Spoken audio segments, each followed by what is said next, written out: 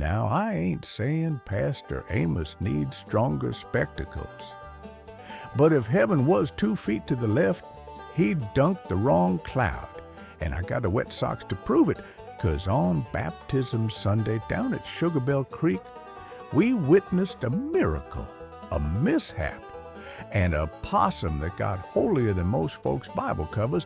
It started pretty as you please, sunlight spilling through the sycamores, choir humming, Sister Ida passing out peppermint drops while the little ones kicked dust around the hymn books. Pastor Amos waded out knee-deep, eyes squeezed shut in pure devotion. "Friends," he boomed, hands to the sky, "let us welcome these precious souls into the waters of new life." Miss Tilly was patrolling the bank, shooing tadpoles and children alike. Sheriff Hollis Nash leaned on a towel just in case somebody fainted or shouted too hard. Everything was running smoother than cold butter on hot cornbread until Rufus showed up. Out the briars toddles Rufus the Possum, tail twitching, nose wiggling, looking like he could smell grace and fried chicken at the same time. He slid into line behind the Williams boy, so casual you'd swear he'd registered in advance. Pastor Amos, still praying with his eyes closed, scooped that possum right up like a shaggy infant. "We welcome this child of the Lord." Splash! Down went Rufus. Up he came, shaking water in every direction. Miss Tilly hollered, "Pastor, that is a possum." Pastor Amos never missed a beat. "Well, bless his tail, too. Glory." Sheriff Nash muttered, "That critter took it better than most teenagers." And the choir broke into giggles that sounded suspiciously like amens. Now, Rufus wasn't seeking seconds on salvation.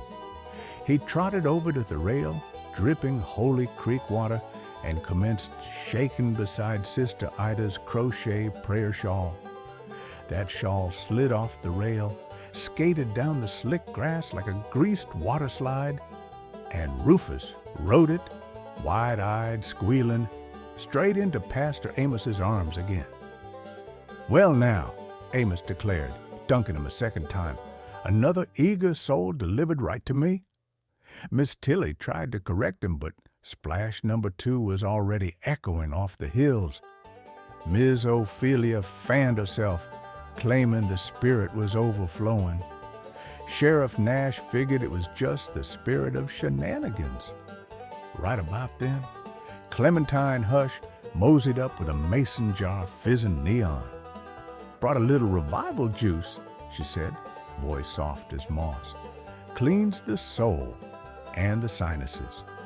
Sheriff Nash whispered, "Last batch stripped paint off my cruiser but put a hymn in my heart." They took a cautious sip.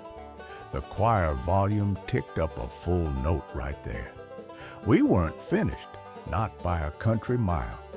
Little Tommy Jenkins set his lemon bar on the baptizing rock. And Rufus, still damp and perhaps smelling the sugar, made a lunge. His paws slipped on a hymn book. He somersaulted through the humid air, and splash! 3rd time's the charm. Pastor Amos laughed like it was all part of the program. "Well, would you look at that? Child's thirsting for extra grace." Granny Junebug waved her church fan, cackling, "That possum's gonna shine brighter than the collection plates." Just when things were calmish, here thundered Pickle Pete, puffing down the bank, eyes as big as hubcaps. "Has anybody seen my adventurous marsupial? Rufus, you rascal, these ain't swim trunks." Rufus climbed Pete's overalls, dripping blessed water, looking satisfied as cornbread at supper. Pastor Amos, finally cracking one eyelid, studied the soaked critter. "Hairy child from the mountains," he declared, "welcome to the flock." Miss Tilly set her jaw. "I'm laminating a flyer. Know ya critters, what not to baptize." Pickle Pete settled folks down, real gentle. "Friends," he said, holding that soggy possum like a baby, Even a critter finds the water when he's thirsty enough. Remind me of John 4:14. Whoever drinks of this water shall never thirst.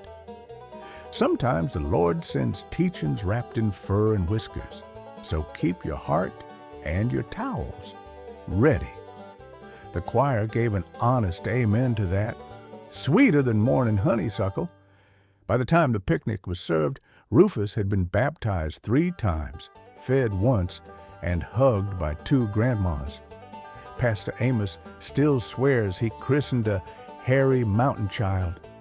Miss Tilly's flyer is taped up in the fellowship hall, right beside the notice that says, "No frying fish in the baptistry." Moral of the story? Don't be so busy counting dunks that you miss the blessin bobbin right beside you. Even if it's got whiskers and a grin, you've been gibbering with old Jasper. Y'all come back now. We'll save you a seat and maybe a dry pair of socks.